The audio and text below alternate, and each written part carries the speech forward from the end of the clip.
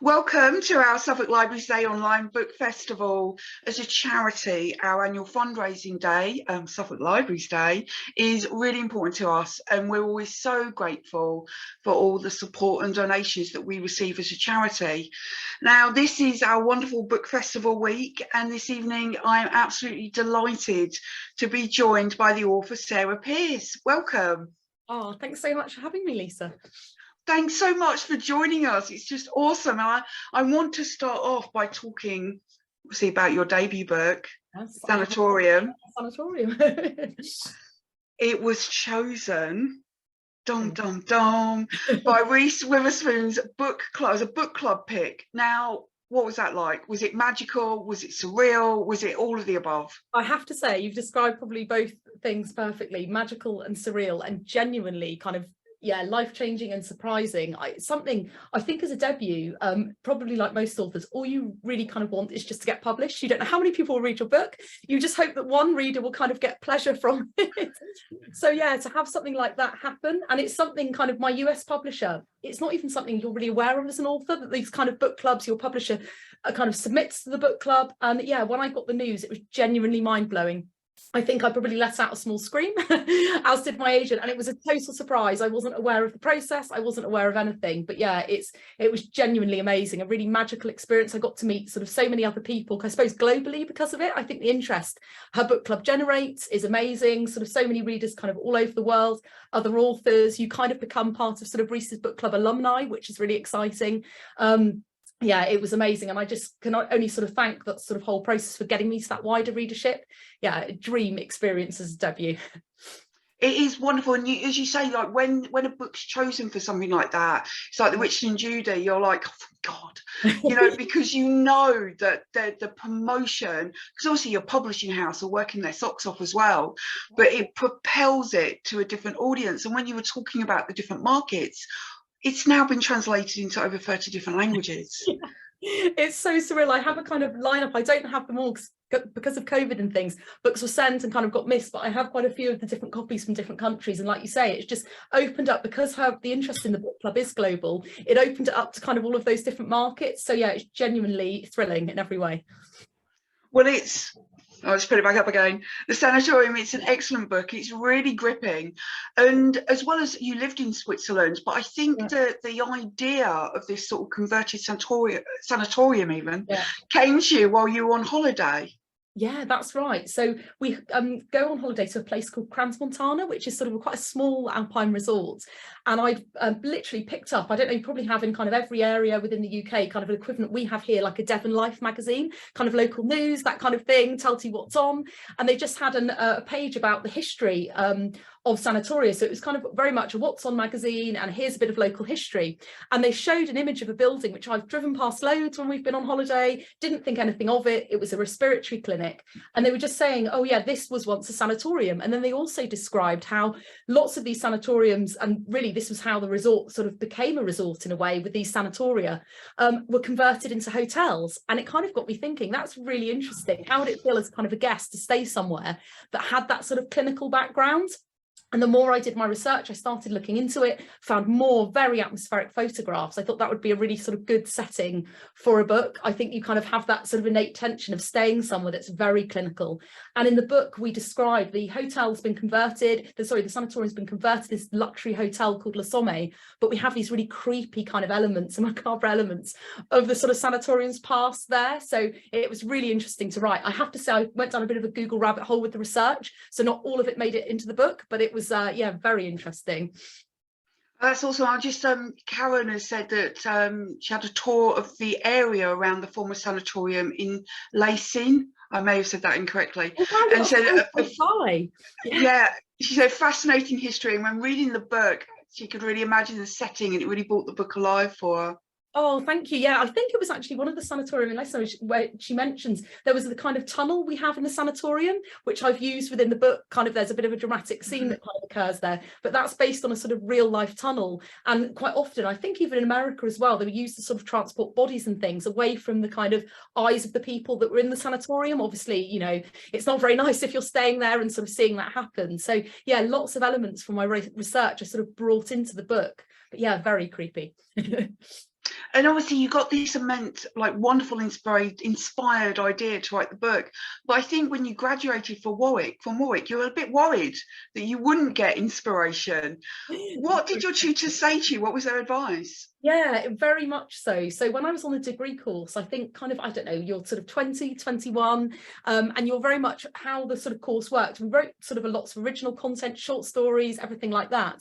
But yeah, there was a real kind of thinking, I don't know if I quite have my kind of story yet, I suppose. I was kind of thinking, do I have to sort of publish my debut novel in my early 20s to be kind of a hit? Or, you know, how does that sort of whole process work? But he was just super encouraging. He kind of said, I think life experience is what makes you a writer. It's very reassuring. He kind of said, just go off and live life. And I have to say, it was only after kind of getting married, having various jobs, having my children, lots of sort of life happened, bereavements, that kind of thing. Did I feel like I had the story there? So his advice, I think, was really, really key. I don't think there's any age limit to being a writer. And I have to say, I think you probably only grow as you get older. So yeah, that was definitely good advice. Definitely. I think what you said about age limit is really important, because sometimes a dream is never over. Basically, Exactly. it can happen at any point in someone's life, and you have actors and writers 40, 50 and above then going into those Yeah. careers. Yeah, So but yeah, go on. So sorry, I was just saying, you see lots of these lists, don't you? Kind of 30 under 30 or all of those kind of things. And I think as a debut, it can be quite daunting. You know, is it the sort of hot young thing, or, you know, it's quite a tough thing. But I think we've seen lots of books recently by kind of people from all across the age spectrum. And I genuinely think writing is something that there is no age limit. And I do think the more experiences you have, the more you, whether consciously or subconsciously, weave that into your fiction. So yeah, I think it's only a benefit being older. definitely, I love that. And when we were saying about the advice you got, we had a question before the event from Yes. Daniel, who wanted to know, Sarah, what would your advice be for those that want to become a published author? Oh gosh, it's a huge question. I've probably got loads of answers to that, but I'll try and keep it brief. I think for me, actually, lots of things. I mean, definitely sort of perseverance and kind of keeping going and all of that. But I think the key thing for me is finding an idea that really, really excites you. And I know there's lots, when you read online, there's lots of things about find out what's selling at the moment and, you know, what kind of other things people are writing so you know the market. And yes, I think that's important, but I think you really have to find an idea that makes you want to sit at your desk every day. When I read sort of initially about the sanatorium, it was an idea that really got me excited. And again, with the retreat, there's an island kind of local to me, which I'd already had sort of thoughts about, and it really made me want to sit down and write. And I think if you've got that excitement, you can only convey that to the reader. I think if it's an idea you're not sure about, or yeah, it's something where you're struggling to write, I think that's a problem. And I think that will come across. I had sort of whole chapters in both books when you know the writing's going well, where you kind of look up and you realize sort of an hour's passed and you think that's a good sign because I'm really interested in it. And I think, again, an idea that you can do some research about and really get engaged with is key. So yeah, I think the key is the idea, I suppose. Definitely. And I love what you said about having that passion there, because Yeah. it's actually exactly what Janice Hallett said yesterday. Oh, To okay. follow that thread of where you're like, this is what bubbles up, what excites you the most, what you were most interested in, because at the end of the day, you're the one that's going to be sitting there in front of a typewriter, computer, writing it by hand, like Jill I can't even say it, Jill Mansell, which I find extraordinary. Yes. And if it doesn't excite you, how do you do that as a job when Yeah. you're, thousands and tens of thousands of words that you have to write? Yeah, and it's not only the writing process. I think something I hadn't appreciated, and definitely as a debut, is obviously how many times you revisit the book with your editors. And I was sort of doing that in both the UK and in US, like a lot of authors, so you're revisiting it twice over in a way. And I think, again, if that's an idea that you're, kind of ambivalent about or you're struggling with, that you have to know that you're in it probably kind of 2.5 years or more. And then obviously, you have to talk about that book afterwards. So yeah, it has to be something that grabs you. Because otherwise, gosh, it would be miserable, wouldn't it? If you were like, I only wrote this because someone told me that was the in thing. Exactly. Or yeah, following a trend, isn't it? I know there were lots of a girl on the XXX after a girl on the train, for example. And I think, I think you can almost try and be too savvy in a way by following a trend. I think you have to kind of go with what interests you, and that could become the new trend. Oh, I love that. Yeah, start a new trend. Yeah, Don't follow exactly. what's there. It's even better. And Karen, a different Karen, has said that she's written a few half novels in her 20s and 30s, Yeah. but she completed her first novels by early 50s, so definitely keep congratulations. going. Yeah. And I love that. And we do have a lot of writers that catch up on our YouTube channel and watch these events. So every time authors give these advice, I know that it's really useful. I'm in their group, Suffolk group as well. You've touched upon research. So for the sanatorium, I know you spoke to police, you spoke to snow sport instructors, just amazing. Was that a lot of fun for you? Is that why you ended up down those rabbit holes? Because you were like, oh, this is really interesting.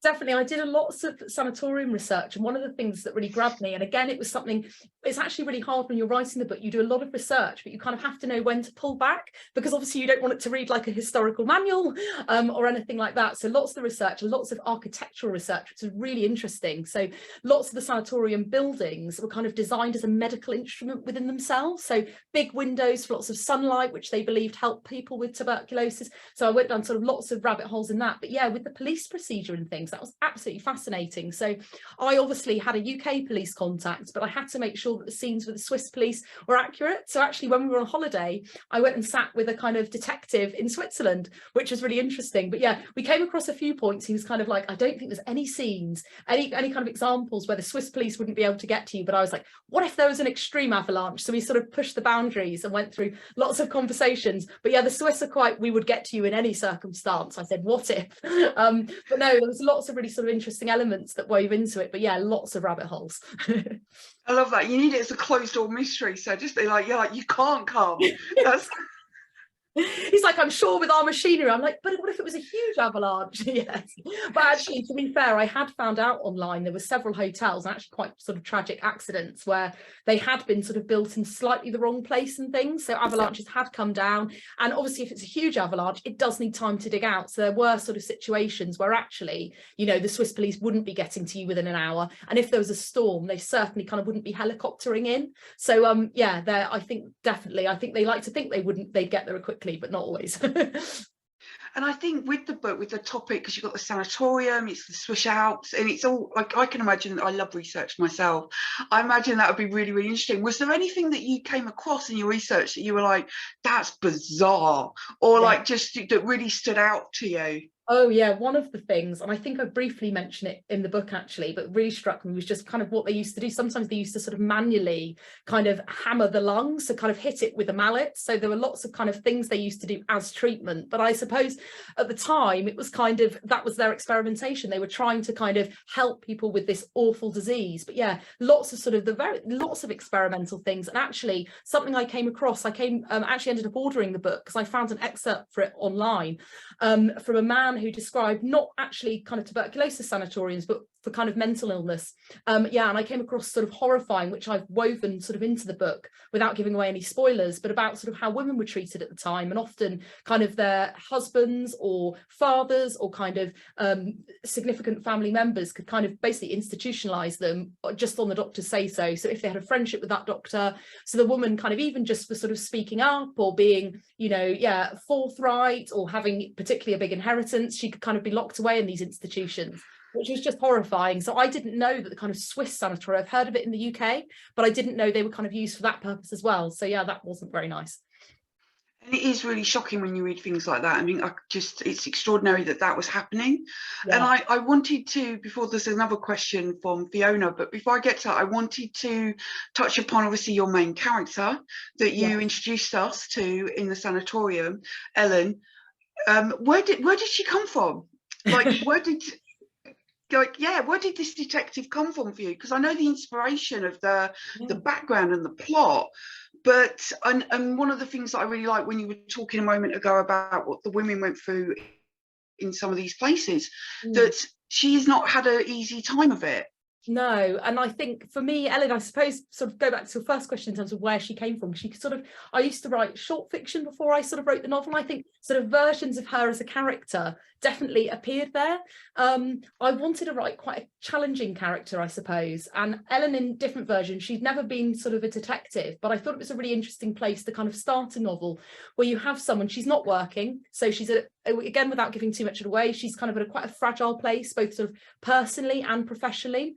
And I thought it was quite interesting to have her not kind of on a traditional job. She's gone on holiday for her brother's sort of engagement celebration. But yeah, she's in a very raw and vulnerable place. And she's a detective, I think. I'd read a lot of particularly of kind of, I suppose, male detectives, lots of books where you have these kind of characters, and often they've got drinking problems, or there's sort of certain tropes, I suppose, isn't there, around kind of, yeah, they're damaged in certain ways. But I wanted to write someone I suppose was quite real, and quite a lot of women I've met and kind of spoken to where they're kind of struggling a bit professionally. And I think it can often happen as you get older and life happens, you have bereavements, you can have, you know, lots of things that go on, and you're struggling, I suppose, professionally with that sort of professional facade to the world, with everything that's bubbling beneath. And Ellen, through her narration, you know, she's wondering whether to go back to work. In the sanatorium, she's very much thrown into it because she has to. There's no Swiss police. You know, it's her brother's fiance that's gone missing. She's sort of thrown into that working environment. But to see her trying to work with all these anxieties and doubts underneath, and she's quite raw and quite vulnerable. And lots of people have kind of commented on sort of that side of it and found it almost quite raw to read. But yeah, I really wanted to write someone that was real. I think quite often we cover up those uncomfortable emotions to function. But yeah, through her narration, we see she is struggling with all of that. And also, I suppose, I wanted to show the effect being that kind of, I suppose, open about her feelings has on the people around her. And I think in a way it encourages that suppression of feelings because people are very uncomfortable with it. And the men in the book are very uncomfortable with it, including her partner, Will. And I thought that was interesting to explore. She feels she needs to kind of button herself up and move on. And I don't think trauma is always like that. I think trauma can be something where actually 5 years after someone's died, this idea that these stages of grief and actually you'll get over it in a year. I think we carry trauma. I think we have, it's almost like a roller coaster rather than that upward trajectory, I suppose. And I think we see that with Ellen. For her, it's a real roller coaster.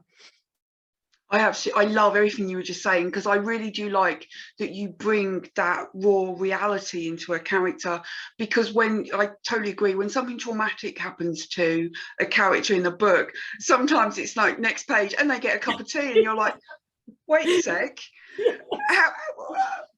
but they just went through this really traumatic thing and you're not addressing it at all in the narrative of the character. So I love that you do that with Ellen. I think it's brilliant. And Vicky says she absolutely adores her. But when you were talking about the men in her life, we've got a really great question from David, yes, which is, do you see Ellen's boyfriend, Will, as a good guy or a villain? He thinks he's controlling and prefers her when she's insecure. Yeah, that's a really interesting point. And actually, I've done it. We've had some passionate discussions in book groups. We've had people who are very pro-Will and people who are really anti-Will. Anti-Will. And I think what's interesting about it, I think probably as an author, it's hard for me to say, because I think people, as readers, you bring, I suppose, your own experiences to how you read a character. So I think if you've perhaps had a negative experience, perhaps you'll bring that along with you, which is interesting. But I definitely think one of the caveats, I suppose, around Will is we only ever really see him through Ellen's eyes. And while she's not an unreliable narrator, I think perhaps she brings not her own baggage, I suppose. I think she brings her own kind of issues to that relationship and perhaps kind of wants Will to act in certain ways. But I think part of him, he can be controlling. And I think that idea, I think it's definitely a flaw in his character. And it's something when we come to the retreats, we see he's very much hiding secrets of his own. But I think it's this idea that you need to move on and you need to get over things. I know people have sort of talked about gaslighting and that kind of thing. I think definitely with Will, that's a character flaw, that he can't let Ellen express herself, I suppose. Actually, that question for David made me think what I think of Will, and I don't know. I think, yeah, a lot of things you were saying, I can totally see in what David was saying, but I also saw him as someone that was struggling with his own self, so he didn't know how to support Ellen. Yeah, like he just wasn't in a growth space himself to be like that. Yeah. So while she was struggling, he was struggling, but it was coming out in a different way. Yeah, I was just saying that was actually a really amazing point, because in the retreat we see Will, exactly as you say, it's almost a defense mechanism, that positivity, and kind of, I think it's something sort of innate within his family. We can't show that kind of emotional, vulnerable side. So I think you're absolutely right. I think he really struggles with that. Yeah. So they've both got their challenges, and they're sort of colliding. And I love what you said about, obviously we don't have it from Will's perspective, we just have how she's interpreting it. And because, without obviously any spoilers in either of the books, because, you know, this is an ongoing challenge for her, that she's going through a lot. So that can sway our perception of what's going on around us, because we're entering it in a different headspace. So we're filtering it through a place of being upset or struggling. So I think that'll make a big difference. Yeah, no, definitely. Yeah.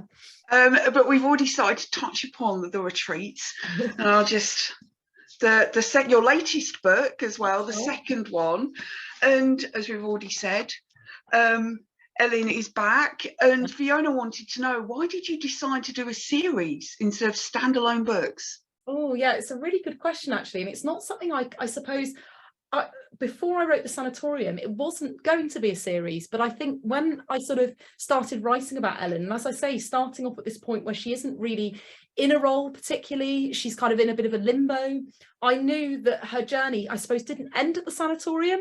I think she had a lot more to give, I suppose. I think I wanted to show her those ups and downs we mentioned. We definitely see in the retreat her getting stronger as a character, and sort of peaks and troughs. I've really thought to kind of, I suppose, do the character justice and her backstory and relationships, we needed to see her beyond the sanatorium. And I think sort of working in the case in the sanatorium, she definitely gains in confidence, and in the retreat we see her develop on that. And yeah, I kind of also have a thread, I suppose, running through the sanatorium, where a secondary plot thread where we have at the end, they're traveling down in the funicular and someone's watching Ellen.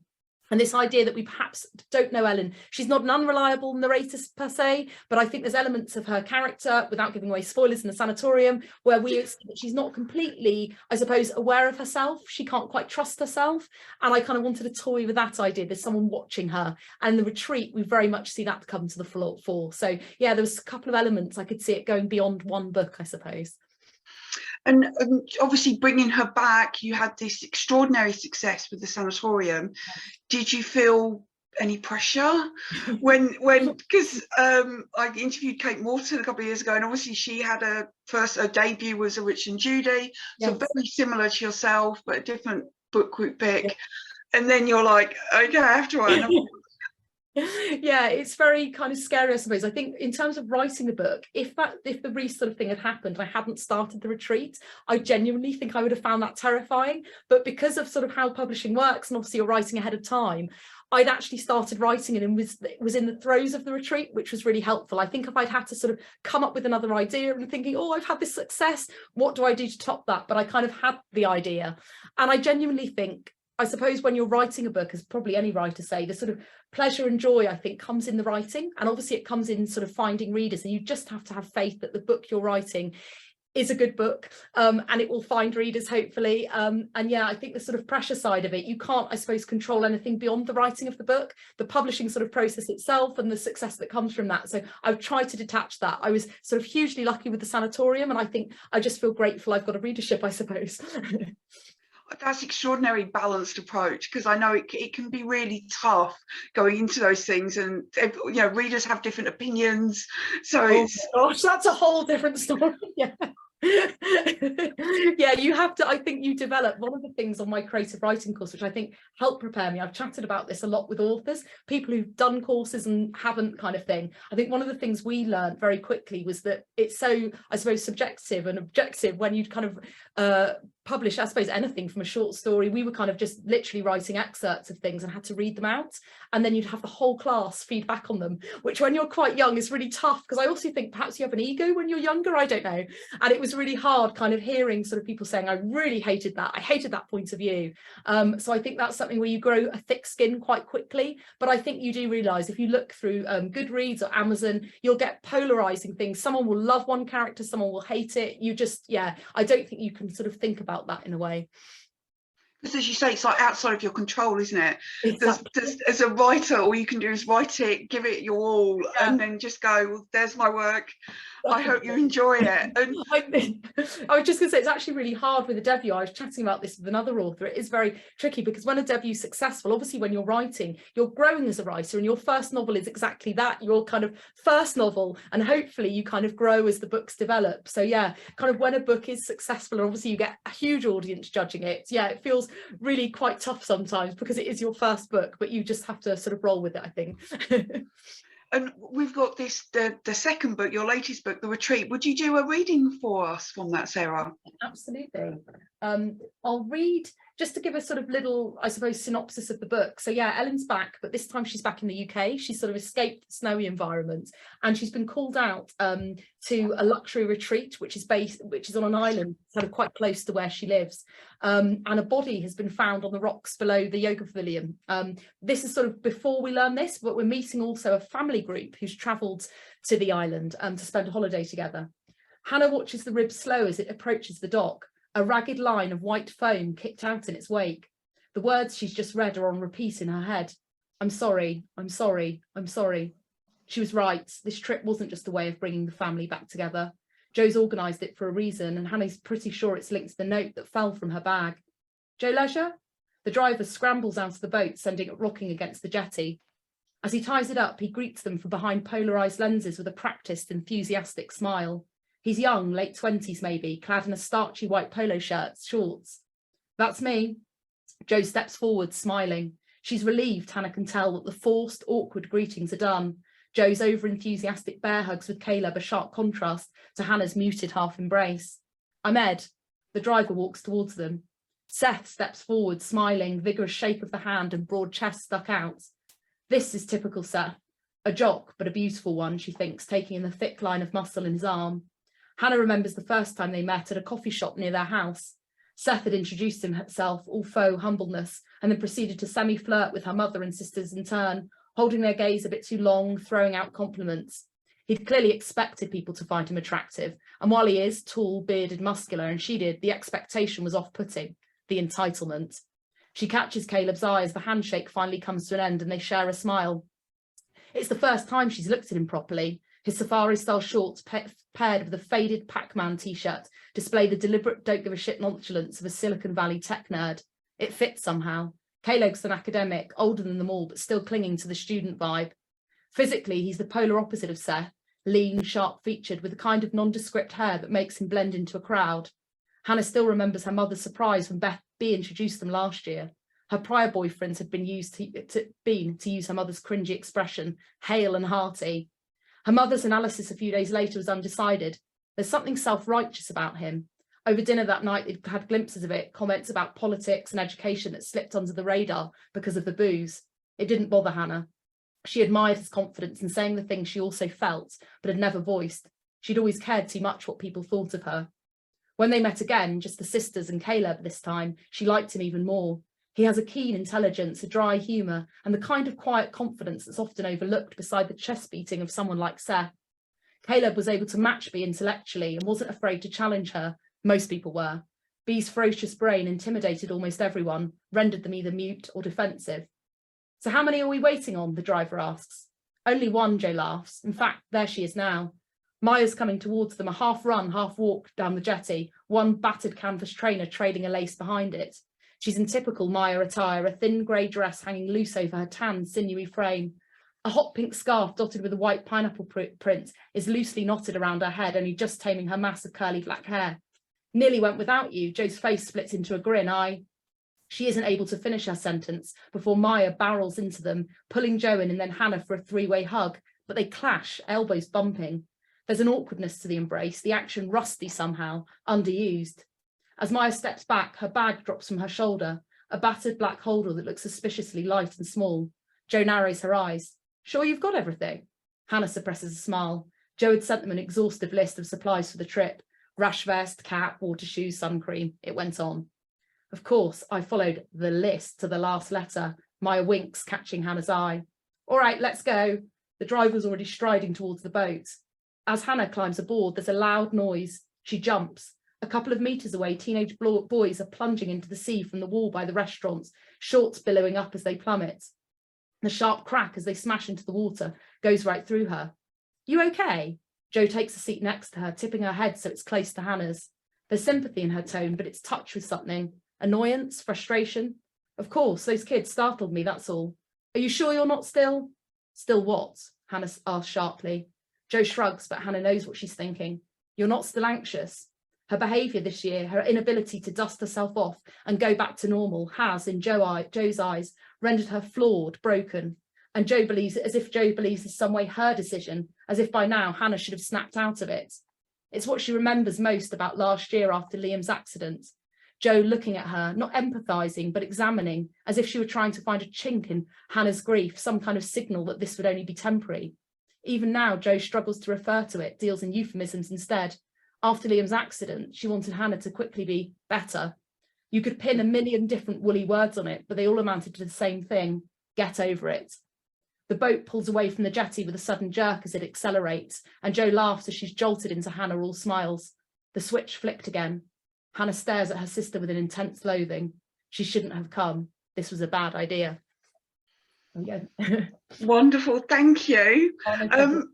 And one of the things I wanted to ask you about was your inspirations for the retreat, and there's a few of them, I believe, that are quite close to home. So could you tell us about that? Yeah, no, definitely the island, actually. I've based the book in. In the book, I've sort of pushed it further out to sea to make it more remote for purposes of the plot, but it's actually based on an island kind of like 5 minutes from where I live. And it's always been somewhere, from when I was a child, I suppose, I kind of always imagined the giants from kind of various books living there, the BFG, all of those things. So it's been somewhere that's really conjured, I suppose, made me not kind of scared, but sort of always made me think, what if? So it was a really natural, when I was writing the sanatorium, I was thinking about sort of places for the next book, and I knew I wanted it to be there. And in the book, I kind of very much take inspiration from sort of developments, I suppose, that have happened in our local area, so controversial developments for tourists and that kind of thing. And I wanted this sort of ultra luxe, ultra modern sort of resort on an island. And I suppose the tensions around that. And we also have Will, Ellen's partner, designed the retreat, so that brings a real sort of interest there into it. But yeah, the island itself has a really dark past, and I can't say the island I've based it on has, but I've pulled in sort of this local school very close to where I live. It's been bulldozed now, but it had a really kind of questionable past as a boarding school for kind of naughty boys, they called it. But yeah, so very much that idea of the institution I have in the sanatorium, I've pulled that into the retreat. And I suppose the idea of institutions being a little bit lawless and a rule unto themselves and what might happen. So yeah, we very much see this kind of luxury modern retreat, but the dark past of the island bubbling beneath. And yeah, lots of local inspiration in that. It's awesome. It's a really gripping read. And one of the things I really like in both books, and it sounds a bit harsh, Ellen, you don't make it very easy for her, do you? So as well as to a certain degree in the first book, kind of her career, she's been a detective, not a detective as a detective, but yeah, you throw in the family complications in both, so she's trying to juggle both like a murder mystery and these terrifying situations while trying to manage her personal life at the same time. And my goodness, bless. I mean, did you feel when you were writing the retreat that it was like welcoming back an old friend to be able to write about her again? It really was, and that's something that's really nice. It's a nice opening, I think, as an author. You always have trepidation starting a new book, and I will be writing a sort of standalone after the third Ellen novel, and you kind of think, it's a little bit of nerves of thinking, I'm leaving aside a character. And when I started writing the retreat, obviously I feel like I got to know her really well, but there's also an excitement where you haven't fully got to know someone. I suppose almost like in any real life situation, you sort of scratch the surface, you get to know them. In the sanatorium, I'd got to know her a little bit, but I think I delve into her character even more in the retreat. And I think, as you say, by pulling in those personal dynamics, you get to see her not just professionally, but in those sort of personal and family relationships, which, yeah, makes it very interesting. And pulling them both together in terms of plot, yeah, poor Ellen is up against it. Obviously, the retreat is kind of Will's baby. So, yeah, it's very hard for her. Yeah, it's like balancing a lot of plates, isn't she? And Louise had said about that you give a great insight into how you approach your characters. And I think that's true. Like you really, because the narrative, you really feel for them. You understand what they're going through, especially actually your main protagonist that we've been talking about. But she said that she finds that really interesting starting as a writer herself. But where and how do you come up with names for these characters?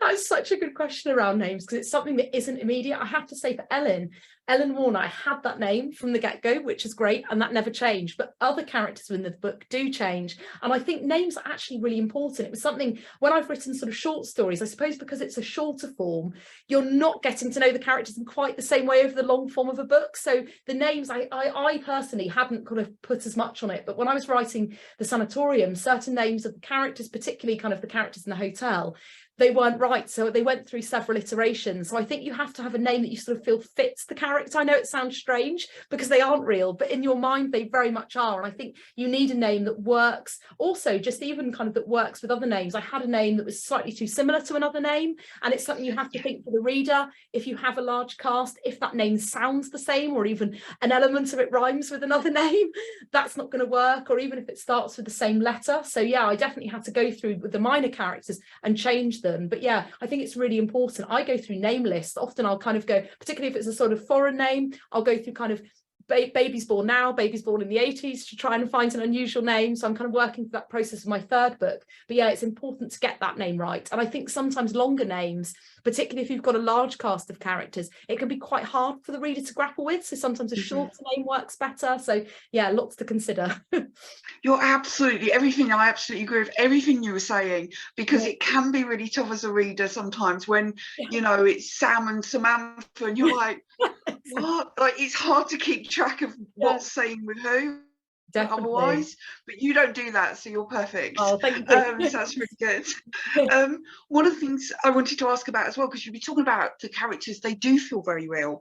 So as a writer, would you say you're more character or plot driven in the way you approach a novel? Gosh, honestly, that is really hard to say, because obviously I think in a thriller you have to have that sort of really strong plot, and you have to have, obviously it's different to a completely character-led novel, but I have to say, because of Ellen and her background, and there's quite a lot of personal, I suppose because of my plots do involve family relationships a lot, particularly sibling relationships, I think they're kind of both, I would say. I think you have to know those characters and really sort of inhabit the characters. I have to kind of get to know that character before I even start writing the book. So what makes them tick, kind of particularly the relationships. In the retreat, we have sisters, 3 sisters, and that's a kind of dynamic I'm really interested in. I've got sisters myself, thankfully not like the characters in the book, but I think you have that kind of dynamic existing between them. And I think you really, really need to know that family and get to know the characters before you start writing. So I think for me, it's probably both. It's a bit of a balance, actually. But when you start writing, do you know how it's going to end, or do your characters kind of go off and do stuff, so you have to rejig where the story takes the reader? Yeah, I think I probably always have an idea of where the story's going to end and sort of that kind of outline of the plot. But definitely for me, as I get to know the characters, I only get to know them fully by writing them. I think often, and it's through dialogue actually, so quite often I had Ellen in a scene with Will and they're having a conversation and she'll say something that I wasn't planning. They're involved in that situation. You are living those characters and you get to know them. So there's definitely elements where the plot took me in different directions to what I thought. And I think you need room for that. I know some writers definitely have kind of every scene planned out, which I really admire, but I think you do have to, for me, I like to have that little bit of freedom to see where it takes you. And I imagine that the way you approach it is probably more interesting for a writer, because otherwise you're kind of just writing from a predefined script and there isn't any wiggle room for as much imagination that might come from the process. Yeah, that you can. Yeah, I think it's kind of really fun. I'm at the stage now with book 3 where there's elements sort of still unwritten and you are telling yourself the story. So you're sitting down and you're kind of not quite sure what's going to happen. So you have a rough idea of what I want the scene to do.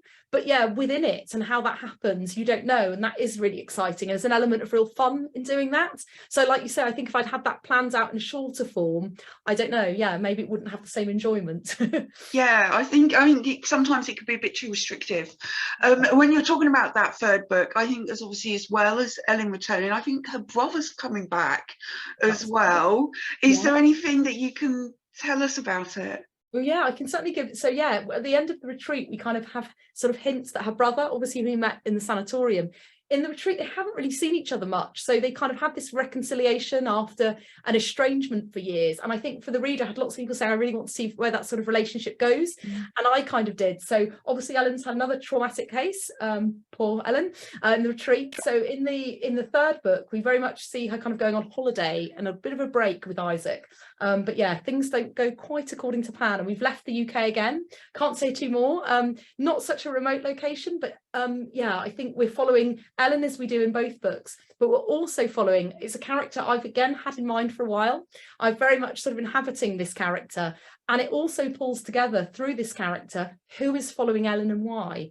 So we have a sort of separate plot. It can be very much sort of read as a standalone, but we do have that kind of coming together of the things we've hinted at in the first two books with quite explosive kind of consequences. So yeah. Just listening to you, you seem really excited about the book. Like it's been really good fun to write. Well, I'm living it at the moment. I had a really good week last week where I was, yeah, kind of, I'm writing longhand. You'll probably think I'm crazy, but yeah, I'm writing it longhand. And I had a week where I was just, yeah, really, yeah, involved with the characters. So yeah, it's a very exciting sort of moment at the book at the moment. So yeah. Well, Stephanie, who loves your books, loves Ellen, wanted to know how many more stories are we going to get with her in? And you've already touched upon that there's a standalone after the 3. So is she going to be just a trilogy girl, or do we get her back after that? I don't quite know as yet. So yeah, I think in terms of her natural, I suppose, character arc and this plot arc, we definitely have the 3 books, but I definitely think there is more in Ellen beyond that. I think we see her obviously at the moment with Will, lots of going on in her personal life, things aren't quite settled. So I definitely like to see her settled in the future, perhaps family, perhaps not, see where her career takes her. So possibly, but yeah, I'm excited about the idea of a standalone as well, though I've had a few ideas bubbling away that wouldn't sort of perhaps naturally fit the kind of detective genre. So yeah, never say never. Oh, that's really interesting. So there's a possibility that you might go into a different genre as well. Well, I think definitely sort of within the thriller field, but less, I suppose, of the mystery element. I don't know. I'm going to have to see where it takes me. But yeah, I've got a few really exciting ideas. So yeah. Well, we've got 2 questions around what kind of books you like. So Karen has asked, do you have any authors that you love and you buy everything they write? Oh, well, I've actually got a new favourite author. So I've got lots of sort of favourite authors over the years I love Tessa Hadley. So her book, The Past, I just absolutely love. I love anything, I suppose, with family dynamics. I'm a huge fan of Sarah Waters, and I'm really eagerly awaiting her next book. Her book, The Little Stranger, really sort of influenced the idea of this sanatorium, I suppose, as a character. Within the sort of novel itself, the building, she has Hundreds Hall in that book. So eagerly awaiting her next one. But a new author I've discovered recently love is Stacey Willingham. So she wrote A Flicker in the Dark. I think it's All the Dangerous Things, her second one, I absolutely love. So she's like an auto-buy author for me now. And I've also been lucky enough to read a proof of Ashley O'Drain's second novel, The Whispers, which is amazing. So yeah, lots and lots of favourite authors. And Susan wants to know what you're reading right now. Oh gosh, I'm reading, actually, I have to say, just finished reading Gilly Macmillan's new book, The Fall, which is absolutely brilliant. So we have a couple, I don't know how much I can give away, it's not quite out, so I won't do any spoilers, but it follows a couple who've had a lottery win and move into this kind of ultra luxury, I suppose, sort of how barn kind of conversion. And yeah, one of them is then found dead and we find out why. So it's a gripping murder mystery, not quite like anything I've read, actually. It's multiple points of view, but yeah, I've been gripped from the get-go and just finished. So that's one to watch. Excellent. Well, there you go, some great recommendations. And I was wondering, like, as a writer, when you're writing your 3rd book for Ellen, do you find it easy to then dive into other authors' books, especially if they're in a similar genre, or do you kind of take a break from reading a lot yourself? Yeah, I probably do take a break from reading a lot. I have to say, obviously, I love reading other authors' kind of new works and proofs are sent, and it's great to sort of support other authors, but there are definitely phases where I just do find it quite hard to read fiction. I think also when you're in that first creative phase before editing, I think my brain is just full of words, and it's nice to stay within my own world, I suppose, you've created. And it's quite hard if I've been reading other books to then the next day sit down at your desk and jump back into your own world. Whereas I think TV and things, it's a different medium. I can watch TV shows and find that doesn't happen in the same way. But I think reading's such an intimate experience. You kind of world build, don't you, when you read? And I think when you're world building someone else's book, it's really hard to leave that behind, particularly if it's a great book. So yeah, I probably don't read as much, actually, probably more kind of non-fiction, I suppose, or do a box set instead. Yeah, because I imagine it would kind of get not muddled as such, but as you say, like, I'm full up already, I don't need any more characters. Yeah. And when we've been talking about how great your characters are, where Louise has said it as well, when you're doing this lovely series with Ellen, do you like creating those new characters? Because you've got Will still, you've got Avara, so you've got like those characters that go through those books, but is it quite a lot of fun to create the new ones, like the sisters and the other supporting characters, shall we say? It really is. I think with Ellen in the sanatorium, we take a really, I suppose, deep dive into Ellen's psyche, and it can be quite oppressive at times. Even as an author, I was surprised by things she did, and it was quite intense. And I have to say, in the retreat, it was really nice having that other point of view. Obviously, from a plot, it really adds a different dimension, but for definitely as an author, it's really interesting to kind of get to know. And also, I think when you have another character that's interacting with Ellen, seeing Ellen from someone else's viewpoint is really interesting within it. But yeah, it's really nice going into that other world. And in book 3, the character, again, kind of came to me quite fully formed about kind of 18 months ago. And she is someone, she's called Kia, there's a slight spoiler, but she's someone that, yeah, I really, really am excited by. And again, it is really nice having that and kind of switching between Ellen and her from points of view. And it's great to have a new character. And I suppose just a new dimension to explore within a book. I think it keeps it really fresh, which is good. When is that 3rd book going to be out? When are we going to be able to read it? Next summer. So I'm not entirely sure of dates, but I think sort of around maybe July or August next year, so 2024. Is the first draft, I know you're saying that about writing it, is that going back and forth with edits, or is the first draft done? Where are you at? I'm still writing the first draft at the moment, actually. It's been quite a complex book to write, because obviously we have the main plot which is going on, but this plot very much links to kind of, I'm going sort of back in time, so without giving too much away, we're explaining why this character is targeting Ellen. So there's lots of sort of backstory to weave in to both sort of segments. So it's quite a complex book. So I'm still sort of first drafting at the moment, but I tend to kind of draft as I'm going.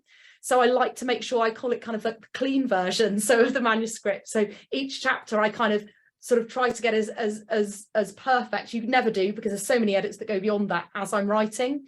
So yeah, I'm kind of in that first draft stage at the moment, and then that obviously will then go to editors later this year. Do you, when you're just saying that you sort of go in the past, how do you approach that as a writer? Are you writing that as a separate thing that you're intertwining into the book, or are you able to flip between the two when you're writing? Oh my gosh, it's such a good question, because I've been debating, do I kind of, because I like to print things off and edit as I go. I'm very much a kind of like things down on paper. I find it really, really hard, particularly in the first draft, to edit on the page, on the computer screen. I like to be able to flick. I'm quite old fashioned. I like to be able to flick through my folders and kind of work from there. But yeah, it's kind of hard when you have the two different stories to kind of go between the two, but I'm managing at the moment to juggle them sort of in my head. So I'll write one chapter and then write another chapter, but quite often I will need to sort of go back and check, if I'm writing from one particular viewpoint, go back and check exactly where I left it. There's a lot of referencing, but I think towards the end what I'll probably do is sort of print them off almost separately and read them together, so you're reading every chapter concurrently then from each point of view. So yeah, it's a bit of a juggling act. Definitely. And who's the first person that gets to see that draft? Oh, it's actually my husband. So he's someone, yeah, he's kind of probably got quite different taste in books to me, and it's probably quite a useful, I think it's a very useful sort of point of view. He probably has, I don't know, I suppose I read perhaps books which may be slightly slower paced in general, and he likes things that are slightly faster paced. So I think we kind of meet in the middle. I think he often will say, I felt that scene was lagging a little bit. I kind of wanted to turn the page. So while I probably wouldn't go so far as having it as fast paced as perhaps he would like, I think he often provides a useful thing of kind of, am I being a bit self-indulgent with description, for example? Did I need to describe everything there? So he's a really sort of good foil, I think, for reading, and we sort of come to a happy medium between us, which is good. It's also really interesting because so many authors don't do that. That the bravery of going to your husband and going, what do you think? Yeah. Is that easy to deal with what he says back? Or are you a little bit like, that's my work, be nice, please? Yeah, it's really God. And he's like, often, you're hovering over my shoulder. That is Stop hovering. Kind of, yeah, I want to see your facial reaction to that exact sentence, but no, it's fine. I think also as the author, you kind of have to realize you're the writer, I suppose, and while he's a reader, I don't take everything into account, but I think the pacing definitely really sort of helps. But yeah, there's certain times when he kind of critiques one bit and you think, that's my baby. I've worked on that, but it's a really good example. But you know, kind of developing the thick skin before it gets out there, you kind of have to go, yeah, okay, fine. Absolutely, because like, you know, one book that's the biggest book ever, some people won't like it. Exactly. You just can't please everybody, because it's even when you just said about the difference between the kind of books that you and your husband normally like. Like my husband really loves historical fiction, which I only dabble in. I much prefer thriller books and romance books. So it's, yeah, we've all got our different boats to float, haven't we, of what we like. Exactly. Yeah, and I think it's quite nice having fresh eyes. I think if I had someone who was kind of, I suppose, a thriller aficionado reading, they'd probably bring other things to it. But I think because he likes reading a different kind of book, he's perhaps an example probably of a reader who might pick the book up who's never read a thriller before. And I think that's nice. It's kind of getting a perspective of someone. Would that appeal to someone outside of a normal thriller reader? And he gives that perspective, which is really nice. With the Sanatorium, I had a few people saying, I hadn't read a thriller for a while, but I was really sort of engaged in it. So it's quite nice thinking you're appealing to people that might not necessarily read a thriller. So yeah. And I think that's really a big part of my own role with Suffolk Libraries. So we have a monthly book group and we choose lots of different genres. And the amount of times people have gone, you know, I would never read that, but I loved it. And they've sort of surprised themselves that they really like thrillers when they didn't realise they did. Yeah, exactly. I haven't read lots of romance, and I read I think it's Carly Fortune's book actually, and I really, really loved it. I surprised myself. I was like, actually, here's a genre I haven't read lots in. I might read more in the future. I think it's really good to break out sometimes of what you normally read. Yeah. You're like opening doors to a whole host of other wonderful books, I feel. Yeah, definitely. It's been so wonderful chatting with you, Sarah. I wanted to finish by asking you, what's one of the favourite things for you being an author? What do you absolutely love? The writing, the readers? Is there something that you love about what you do? Oh yeah, two really easy things. First of all, genuinely the writing. I'm at my happiest kind of when I'm almost in my pajamas, just writing and creating worlds. And genuinely the second thing has been readers. Because of Reese, like I mentioned, and afterwards, and I think it was due to COVID, kind of everyone was on Zoom things, lots of book clubs. I genuinely, all I ever wanted was to have kind of one reader kind of say, I really enjoyed this book, like I used to with my favourite authors as a child. So interacting, doing sort of online book clubs, just with readers from their small book clubs in America and the UK, that reader interaction and hearing them talk about my characters as if they're real, that's genuinely my favourite thing. I'm like, I sat in my room creating this and you are engaging.